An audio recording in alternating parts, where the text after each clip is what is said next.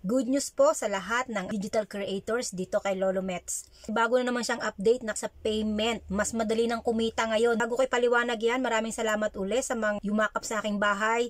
Pasensya na hindi ko kayo mabalikan agad-agad kasi ngayon si Lolo Mets ay lagi po akong na session expired. So, yung mga hindi ko pa nababalikan, no worry, mababalikan ko po kayo kasi nag-check naman po ako sa aking follower list. So, about dito sa bagong update ni Lolo Mets sa payment. Especially napakaswerte nung bago pa lang magsa-set up ng payment kasi dati ang choices lang dyan is yung wire, tapos PayPal, tapos ililink mo sa bank. Ngayon kasi mayroon na siyang bank transfer.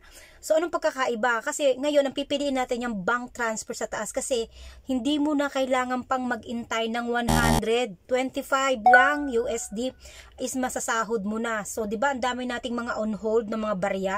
So ngayon 25 lang masasahod mo na. Hindi katulad dito sa wire transfer na kailangan is 100. Take note, by tools yan ha. By 4K meron kang star, stream ads, saka reels.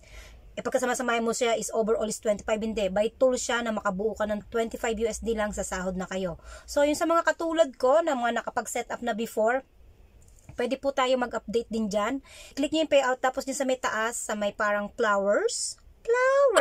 So, i-click nyo dyan. Ngayon, kung hihingan kayo ng code katulad ko, ibigay nyo lang yung code, send siya ng text para verify ka po. Ako, tayo nyo rin makapasok na kayo, tapos ganyan yung makikita nyo. Kapag update kayo, para mapalitan nyo yung wire transfer to bank transfer. Auto credit kay Isay Sagretalo at kay Miss Irene Reels. Sipag lang sa pag-upload, bawal mapagod!